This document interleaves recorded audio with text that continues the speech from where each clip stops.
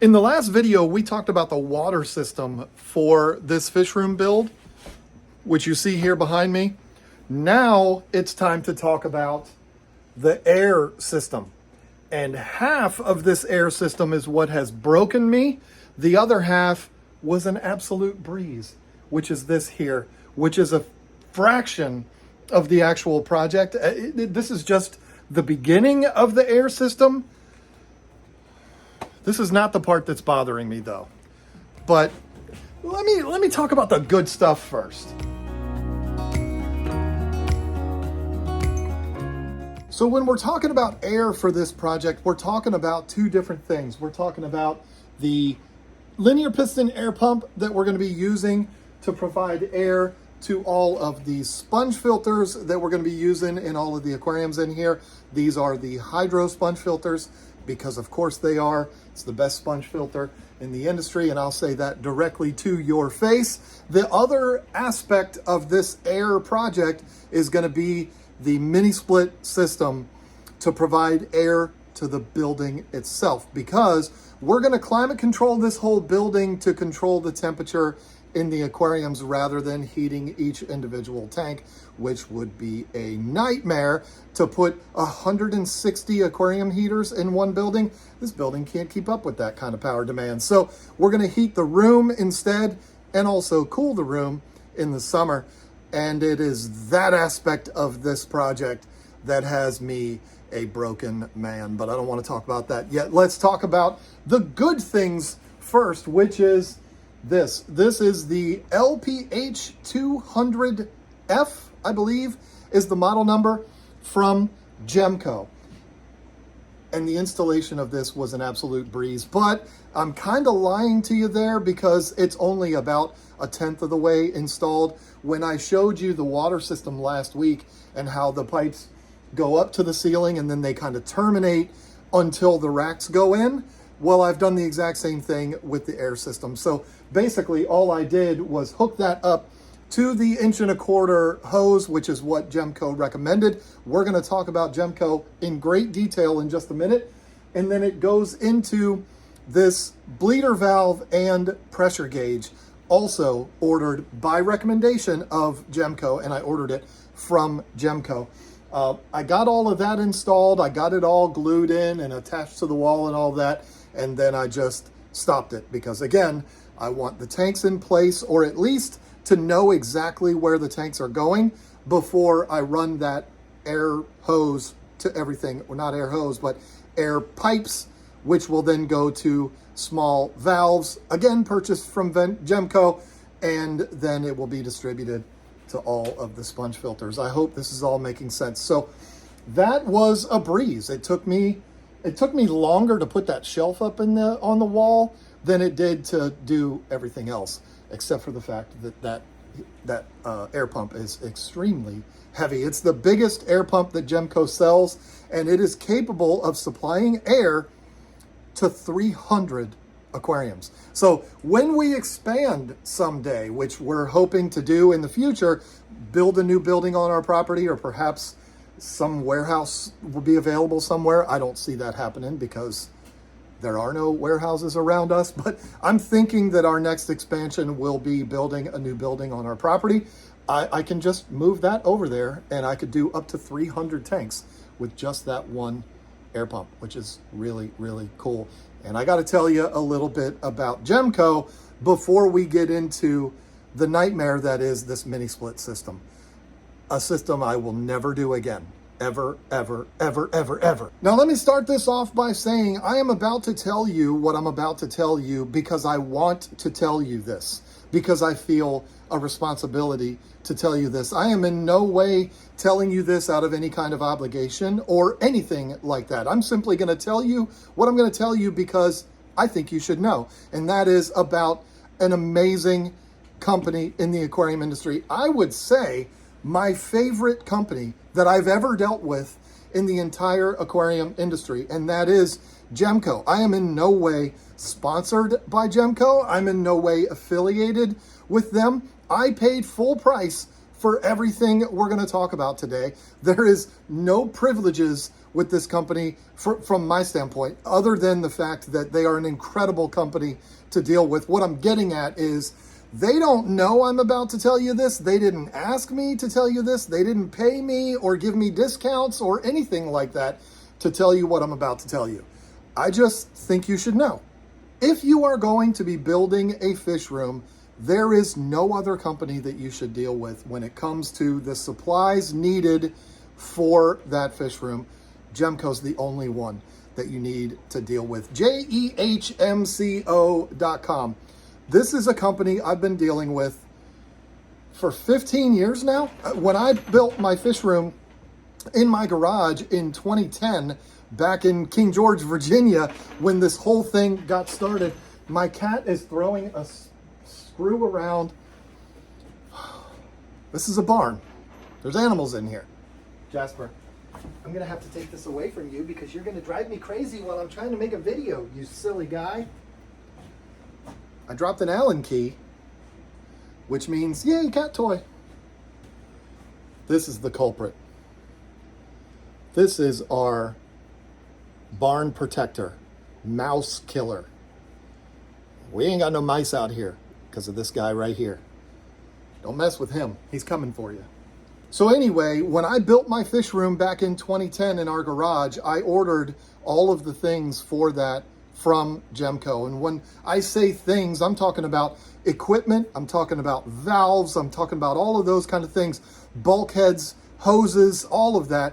Aquarium supplies is what they sell. You're not going to go to them to order an aquarium. You're not going to go to them to order decorations and things like that for your aquarium. This is a company that basically specializes in supplying fish rooms and fish businesses with what they need. So when you build a fish room, you're gonna need air valves, you're gonna need bulkheads, you're gonna need all different types of supplies to set that fish room up. Gemco is the only place that you would wanna go to get those supplies. And there's an interesting thing about them, and it is the number one reason why I would recommend that you go to this company. And that's the fact that their website, when you go on it, gemco.com, it looks like something that a 13-year-old made in 1995 using his Windows computer when he got home from school. I mean, that's what their website looks like. I'm sorry to be that cruel, but it looks really prehistoric. It looks really bad. And when you look at it, you're like, well, I can't even order anything off of here. They're going to make me call them? Yes. And that's one of the best things about this company.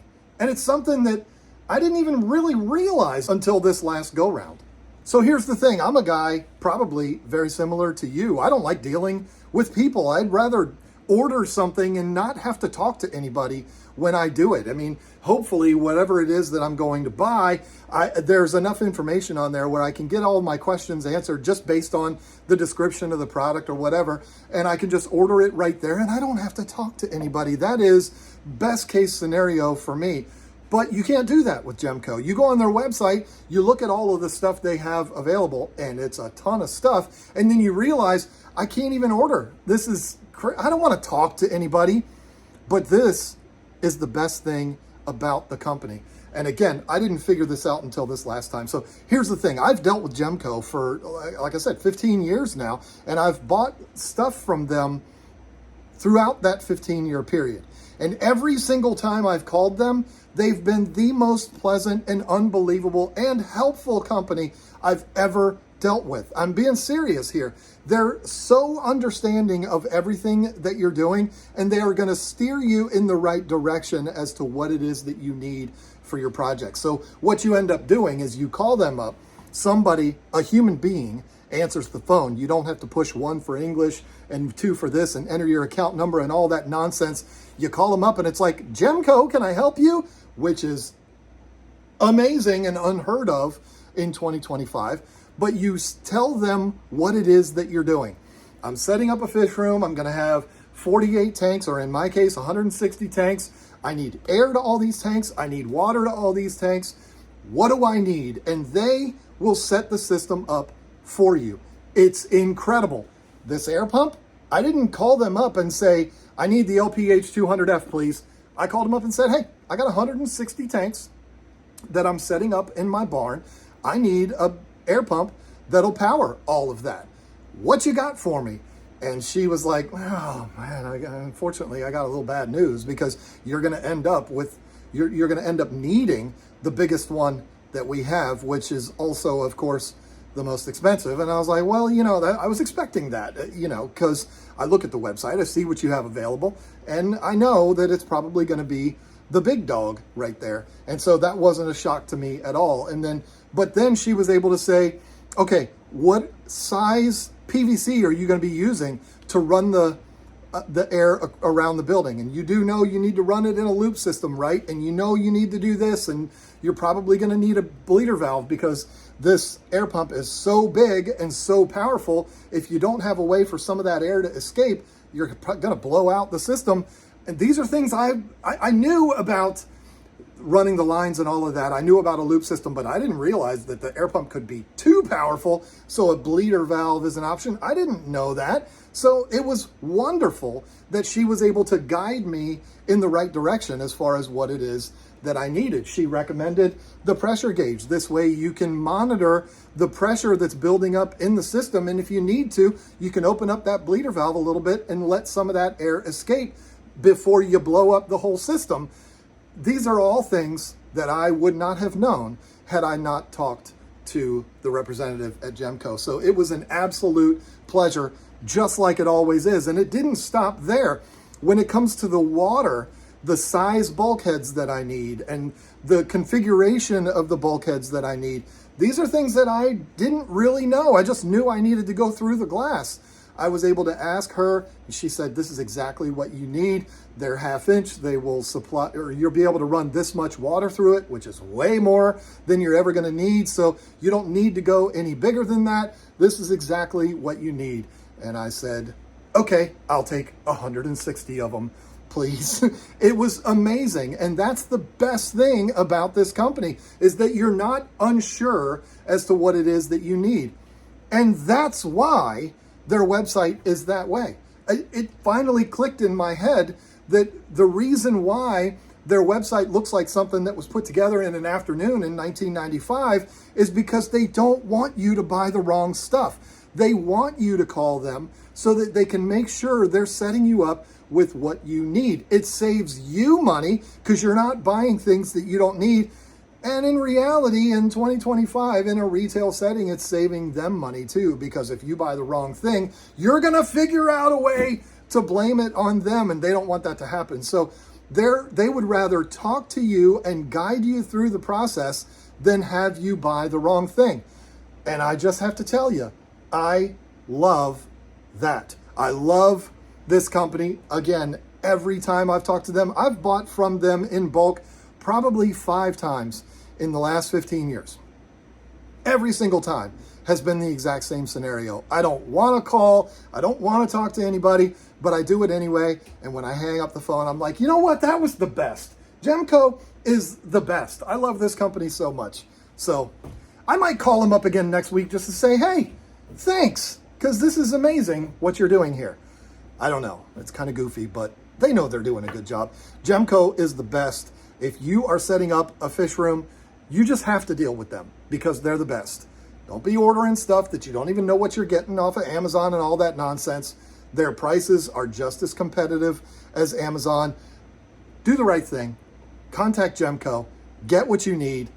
Have yourself an amazing experience. Well done, Gemco. Everything from you has been fantastic. But unfortunately, it's time to talk about things that are not so fantastic. Back in 2023, I installed a mini split system into the fish house, and it was hard work, but an amazing experience. The system that I set up in there was from Mr. Cool. This is a system you see all over YouTube. It's everywhere. They sell a DIY mini split system, and it was an amazing experience. Everything from dealing with the company to the actual install of the system and the functionality of the system. It's been flawless ever since I installed it. It's been running 2 years now. And let me just tell you, that building like this one is not the best insulated building you've ever seen. But those mini splits, those units keep that building super toasty in the wintertime and super cool in the wintertime. Did I say that backwards? They keep it super warm in the winter, cool in the summer. I don't know why that was so difficult. They make that system, though, to be friendly to idiots like me that maybe know a little bit about what they're talking about, but don't have expertise in installing mini split systems. They make it easy for you to be able to do that. I'm fortunate in that I grew up in the air conditioning and heating business, so I understood what was going on here as far as running line sets and all that kind of stuff. But with the Mr. Cool system, you absolutely don't need that. A hooks up to A, B hooks up to B. It's all very simple. It's color-coded. It's amazing. And to my knowledge, Mr. Cool is the only company out there that's actually making a system like that, which would be DIY friendly. This is not. It's not the end of the world. I just think it might be a bum product. I don't know. It's always somebody else's fault, right? It's never my fault. So here's the story. I went looking to put a mini split system into this building. I knew I needed a 4-zone system. You can see 2 indoor units in here, and then the third one is behind that door right there. Can you see it? Yeah, there you go. You can even see it here. So we've got 3 zones for this part of the building. That's not a ghost. The door just shuts on its own. I could act like I do that on purpose, but no. Anyway, it's very loud when it slams too. We've got 3 zones controlling this main area of our barn. The 4th zone is for the back of the barn, which is going to be for Lisa's cat rescue. So very excited about that. I haven't installed that one yet, and I'm not looking forward to when it is that I do it. But I looked for the Mr. Cool system because I had such a good experience with that other system. And yes, it is true. Mr. Cool sent me that system at no charge. So, you know, I have to be clear about that. But that's not why I'm saying what I'm saying and I'm glowing about Mr. Cool. I'm saying it because it's what I truly believe. I am in no way obligated to continuously talk positively about that company. My obligation to them was fulfilled 2 years ago. I'm telling you what I'm telling you right now because it is the genuine truth. That system was a delight to install, and it's been a delight to use ever since. So when I wanted to put one in this building, I wanted to naturally go with another Mr. Cool system. There's only one drawback. They're way more expensive than everybody else. And that's just the way it is. It wasn't a concern last time because, you know, YouTube, make a video about it. We won't charge you, you know, privileges of being a YouTuber. But it's not like I can hit them up again. Hey, guess what? We have another project. It's twice the size as the last one, so I need 4 zones. You want to send me another one? They're not going to do that. I mean, that's unrealistic to think that they would. So I said, you know what? It costs so much more money. We're already spending a lot of money on this whole project. You know, I don't want to go cheap, but I want to be able to get something that is a little bit more affordable than what that Mr. Cool system would be. And it was a huge mistake. I regret it so much. I bought this system off of the devil's website, Amazon, because why wouldn't I? I mean, free shipping and all that. Even a massive system like this is free shipping. I don't know. I hate buying off of that company or off of that website, but you know, I did it here because it just made sense. $5,300 I paid for this 48,000 BTU system.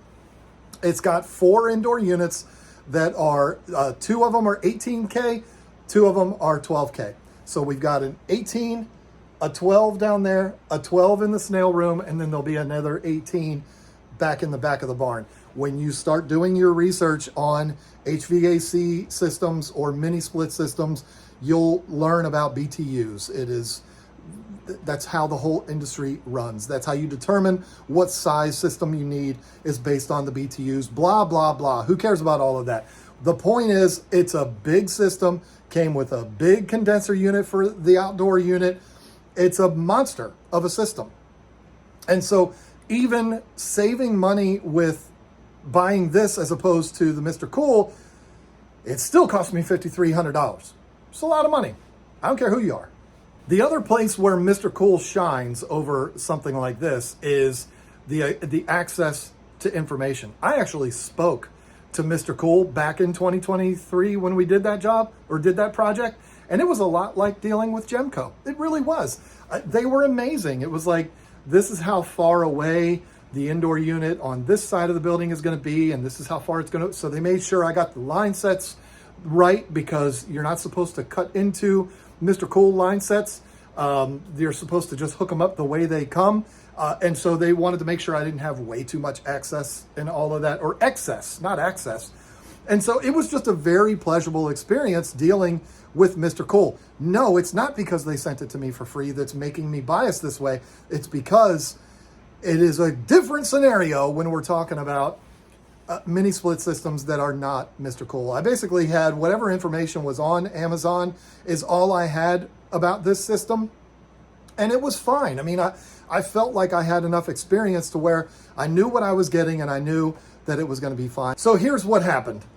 I went to install this, and like everything, I was like, you know what? It'll probably take me, I don't know, maybe a couple days to install this thing, because it took about 2 days of working, maybe 4 hours each day to install the system in the fish house. And I was like, you know, this one's not a big deal. I've already done this, so I've got experience in it.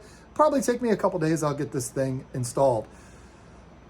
Boy, was I wrong. I had to buy 3 additional line set DIY. They do call it DIY installation kits. They should definitely not call it that. But I had to buy 4 of the install kits, which is basically 4 25-foot line sets for this system. And one of the unique things about this particular project is this is an interior wall.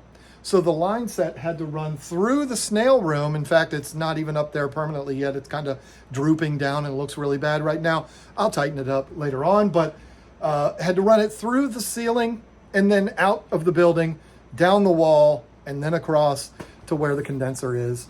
And this is where my trauma began. And this one is not the fault of the mini split system. Let me explain. So here's the thing. I've explained it in past videos. This building used to have a central heating and air system in it. There is a cutoff box, shut-off box, I don't know what you call it, outside for the old unit that was stolen back in 2008, I think it was. But the wiring is all still there. And so when I went to install this one, I was like, well, that's a no-brainer. I'm going to install the condenser out there because it's already wired. It's perfectly, it's already there, and it's wired appropriately, right? Of course it is. So that's where I'm going to install the condenser. That's exactly what I did. I spent days running these line sets, which was a huge pain in the ass. That's not the fault of the mini split company. That's the fault of this building and me making things more difficult than they need to be. Took me a couple of days to get them run to the condenser unit. I also had to cut the line sets, which is something that's not necessarily beginner DIYer, never done anything with copper piping before. You probably don't know about flare fittings and all of that kind of stuff. I do know about them because I used to run line sets back in the day, so it wasn't a big deal for me.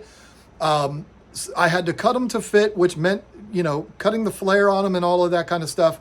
But I got all the line sets installed and I got them all hooked up to the unit. And I did one of the most critical things that you can do, which is vacuum out every single line set. I'm not going to get into what that is and why you do it and all of that. There's a million YouTube videos out there on how to do it and what it's for. But it's basically pulling out all of the air from the system to make sure that there's no leaks in the line sets.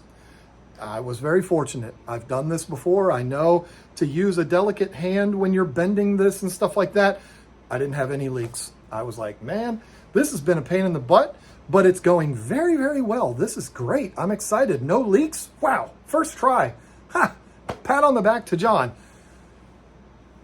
But then I got to the wiring.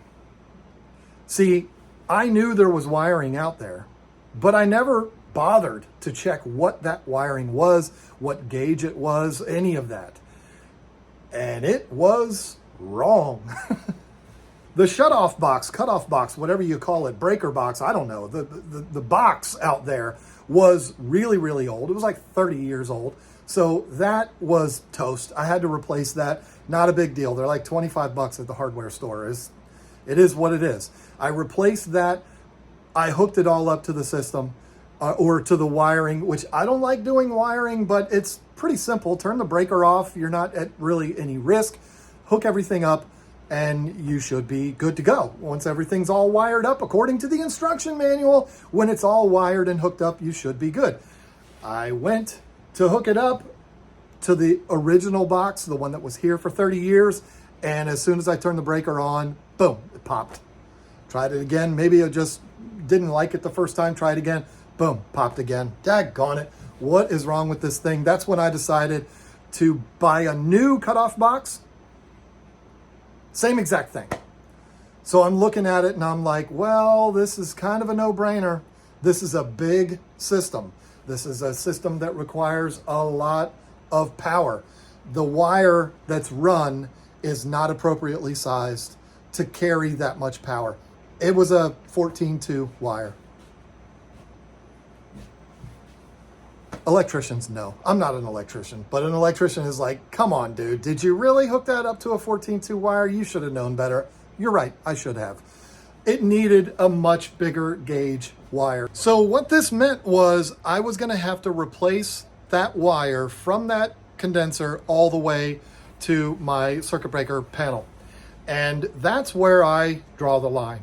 That's where I say, you know what? I am not comfortable with that. I'm perfectly comfortable running wires, but when it comes to opening up that circuit breaker box, that panel, I don't like doing that. It just scares me. It's something I'm super intimidated by. So I said, you know what? It's time to do my least favorite thing in the world. I got to call a guy. I called a guy, and guess what he said? Nah, I'm not taking any new customers. Welcome to 2025. Now, I could have called around and I could have found somebody who would do it, but I'm very hard-headed and I got upset. I didn't yell at the guy, but I was just like, this is ridiculous. I live in a rural area. Nobody's out here. It's not like I have a list of people I can call. Hey, do you know an electrician? No, we don't know anybody out here. So I was just like, you know what? Screw it. I'm just going to do it myself. I'm going to put in this wire. No problem. It's not a big deal. I don't like doing it, but I'm going to do it anyway. I went to Lowe's. I paid $250 for a 50-foot long piece of 6'2" wire. That's a lot of money for a piece of wire, but it is what it is. If I had gotten an electrician to do it, they would have charged me the same amount. So I got that. I ran it up into the attic, across the attic, down through the wall, and into the panel. Again, do not like doing that. It is something that is terrifying to me, but I was like, hey, I got to get this done. I got to do it. So I'm just going to suck it up and be a man and do it. And so I did. It took me a few hours. I got it all installed, looking pretty. Everything's beautiful. Great. No problem. I go to turn the breaker on and pop again. Go to turn it on again. Pop. Do it. Over and over and over again. So then I go back to the instructions and I'm like, okay, what's going on here? Why is this thing popping? The instructions did not do a good job of explaining, or maybe I just didn't see it because I'm stupid and don't like reading instructions, but I couldn't find in there, in the instructions, anywhere where it said, this is what size breaker you need. But I did a Google AI. Hey, I've got a 48K BTU 4-zone mini split system. What size breaker should I have? And then AI immediately answered me with, it should be at least a 50 amp breaker. The breaker that I had on this was a 30 amp breaker. So I'm like, well, that's a no-brainer. I got to replace the breaker. Again, I don't like it, but I got to do it. I went to Lowe's again for the second time that day. And Lowe's is 45 minutes away, by the way. And I bought a 50 amp breaker. But of course, when I got to Lowe's, I realized I didn't take a picture of the breaker that I had. So I had to interrupt Lisa and what she was doing, had her run out here, send me a picture of what was on the breaker to make sure I'm getting the right one. found it, 50 amp, no big deal. Got it, paid for it, drove 45 minutes home, and it was the wrong one. It's not Lisa's fault. The label looked exactly the same, but the connectors that connect to the actual hub or whatever it's called, it was different. So I got to go back. But this time I'm like, screw it. I'm not going to Lowe's. I'm going to my local place. I bet they'll have it. And they did. They had the right one, 50 amp breaker. Thank God. As a matter of fact, I still have it. This is the one that I bought from Lowe's, which is the wrong one. It doesn't have the little prongs that stick out. I don't know what it's called. This is the wrong one. So it didn't work. But my local store did have one, and it was the right one. I brought it home, very reluctantly installed it. I didn't like it. It was not fun, but I got it installed, got it put into there. I'm so excited about this. Finally, this thing's going to work. And I go to turn it on. Pop! Not only did the breaker pop, but it sparked this time. It was violent. I was scared. And I was like, okay, that's it. Nope, I'm done. Not working on it anymore. This terrified me. I've always been afraid of doing electrical work like this because I've had friends that lost their entire existence. Well, not their life, but their whole house from an electrical fire.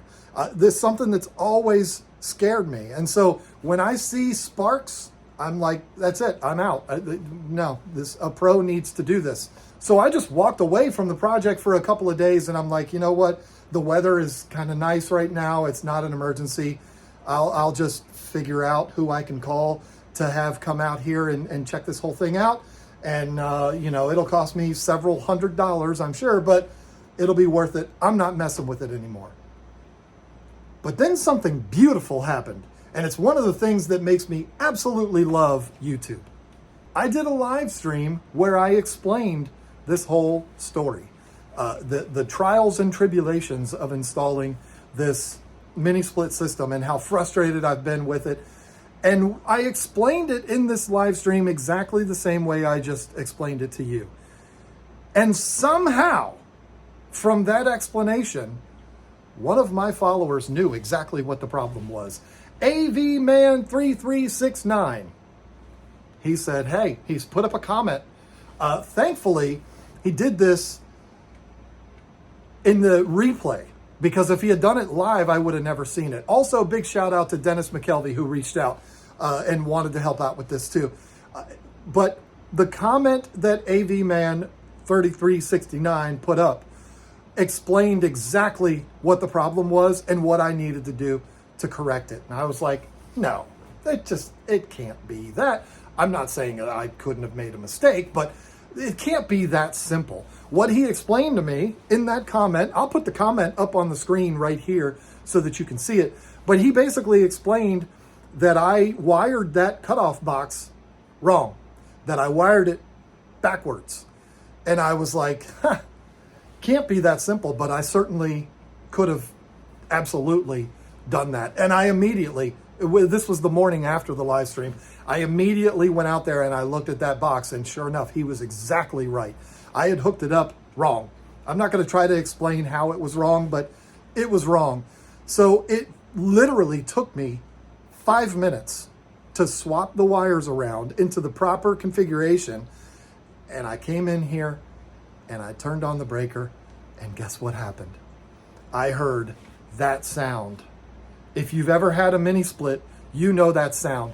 You know that sound when you trip the breaker, or not trip it, but when you turn the breaker on and you hear that beep in the background, which is the device telling you, hey, I got power. Oh, it's such a glorious sound to hear. So I turned it on, beep, beautiful. Here we go. System running perfectly. And all I had to do was swap a wire around. Amazing, incredible. It's running right now.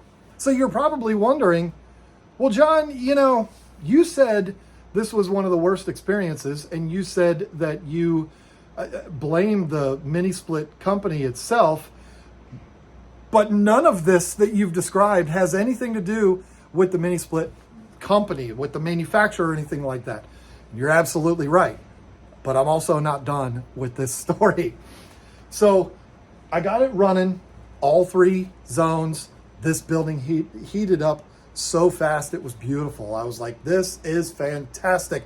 Finally. And I say finally, to you, it hasn't been long, but this was something I was battling for like 2 weeks. Finally, this thing is done, starting to get a little cooler again. This is great. I'm so thrilled that this has worked out the way it's worked out. Couldn't be happier. Until like 2 days later, I came down and the whole system was off. Did the breaker trip? No. There was an error code on it. And this is one of the really cool things about mini split systems. The Mr. Cool did this too. I did have a very minor issue with the Mr. Cool, which was not the fault of the equipment. It was actually a clogged drain line. And the display will tell you, hey, stupid, your drain's clogged up. You better clear it out. It's really cool. I don't know if you can see it in the video, but there is it's displayed what the temperature is on mini split systems. They all have that. It shows what the temperature is set at, but I don't know if you can see it on here. Who cares? It doesn't matter, but it's pretty cool that mini splits do that. And if there's a problem, it'll actually pop an error code, just like your car does. And it'll tell you, it'll give you a code and you'll know what the problem is. And it was saying, I don't know. I don't remember what it was saying. Why? Because it's popped 3 different error codes in the week. It's not even been a week. It's been like 5 days that this system has been running. It seems like almost every day something new pops up. And I don't know what the problem is. I go to Google and I type in, what does PC, I don't remember the first code. What does that mean? Oh, it could be a leak in the refrigerant line. It could be this bad temperature module thing. It could be this, it could be that.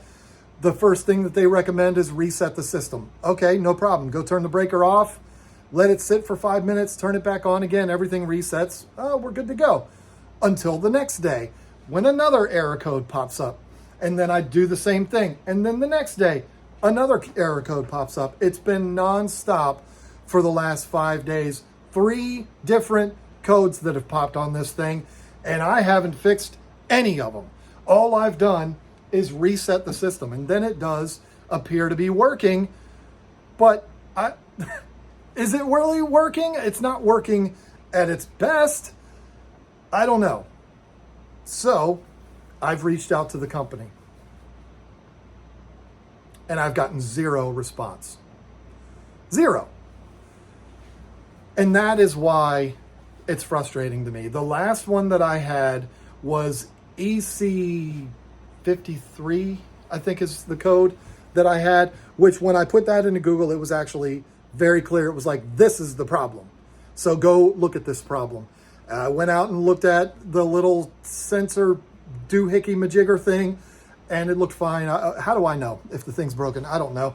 I inspected it all. I made sure everything was connected, and everything was. And so I reset the system, and it's been working ever since. I don't know. I don't know what the issue is with this thing, but I know it has not run perfectly, consistently, for longer than 24 hours before it actually has a problem again. As recently as last night, at the time I'm filming this video, last night it did it again. I went to walk my dog, came back, it was freezing in here.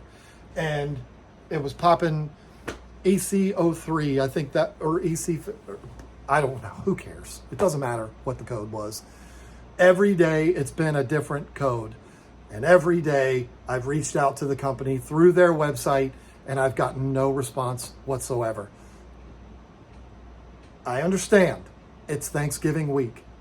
As a matter of fact, it was the Friday before Thanksgiving that I did that live stream. And so it was the Saturday before Thanksgiving that I fixed the power issue. And every day since then, there's been a different problem with this. And it affects all 3 zones. The whole thing basically shuts down, and it pops an error code. Not an area code, an error code. And I don't know what to do with it. And I reach out to the company, and I get no response. I'm going to give them the benefit of the doubt. It's been Thanksgiving week. I get it. At the time of filming this, it's actually the day after Thanksgiving. Hopefully they get back to me. I hope, why did I just say that like a weirdo? Hopefully they get back to me and we can get this thing resolved, because I don't know what the issue is. Could it be install error? Of course. Why wouldn't it be? But my God, it's been 3 or 4 different error codes that have popped up on this thing. Listen, I'm not perfect, but did I do everything wrong? I don't think so. I think I did some of it right. I don't know. But anyway, there's a particular reason why I have not said the name of this manufacturer, because I'm not here to trash the company. I can tell when this thing is running and it's running properly. It's a fantastic system. I'm not happy with their customer service, I can tell you that. But I'm also frustrated because I don't like not knowing what to do.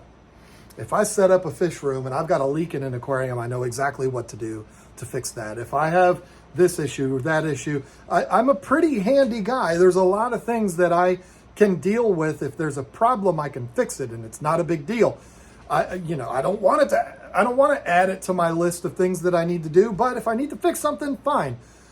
I can't stand not knowing what the problem is. I can't stand not knowing if it's my fault. I can't stand not knowing if there is a refrigerant leak and it's all leaking out and it's going to cost probably $2,000 to get it charged up again. I don't know, and it drives me crazy.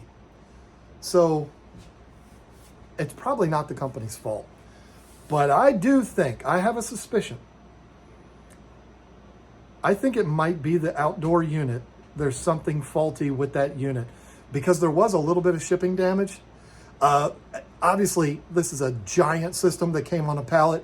It was not something that was dropped off by UPS or an Amazon Prime truck. This was done on a big tractor trailer. It was delivered, and there was some damage on the condenser.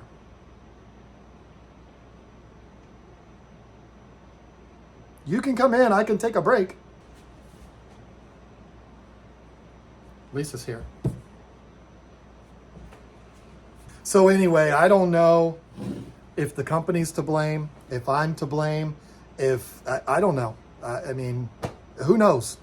But what I do know is this has been a shit show from the second I started installing this mini split system, and I have not enjoyed one little bit of it. About the only thing I've enjoyed about this whole ordeal is when AVman3369 made his recommendation, and I made that wiring swap, and I turned the breaker on and I heard that beep. That's about the only victory I've had in this whole scenario. But I am happy to say the building is heated at the moment. It's freezing outside right now, and it's doing a pretty good job of keeping up. It's staying pretty warm in here. I just hope that it stays that way. I will keep you updated on it for sure. But here's the cool thing. You may have seen it when I opened up that door. We've got the snail room completely cleared out now, which is great. My beautiful wife, who's behind me and distracting me like crazy right now, she's not behind me, she's behind you, behind the camera. She got that cleared out and got all the snails moved to the fish house, which is great. They're only there temporarily. Now is the time to start building out that fish room. Let me take you outside in the freezing cold and show you what I did do so that you know what you can expect next week. First of all, we've got a bunch of tanks sitting there that are from the old snail room, the ones that she didn't move over into the fish house. But I've also got a trailer full of 20 highs and 40 breeders, thanks to Aquariums Unlimited. These are all here. I got the lumber, and I've already been doing some work on building the racks for the breeder, or the 40 breeder wall, and the snail room. So things are happening now. In fact, here's the posts for the snail room. Yep, the snail room, the rack is going to be relatively short. So all of this is going to finally start happening now. And this is the exciting part, because we actually get to start seeing progress. Everything up to this point has been doing things in preparation for building the fish room. the water, the air. Now we actually get to start building the fish room. I am so very excited about that. So on the next video, the snail room will be conquered. That's going to be what I'm working on next. Once the snail room's done, then we move out into the main area, the 40 breeder wall, everything else. It's all going to start coming together now, and I'm super excited about that. I apologize for this video. Really, I am truly sorry that this was just a probably 30-minute long rant about my failures as a mini split installation technician. Of which I am not, but I like to fake it that I know what I'm doing. Thank you for letting me vent. Thank you for going along this journey with me. Hopefully everything is smooth from this point. Something else could happen, of course, but you know, hopefully everything goes smoothly. We're gonna start getting some tanks in here and it's gonna be fun. But the longer I'm standing here talking to you, the less amount of work I'm getting done. So, bye.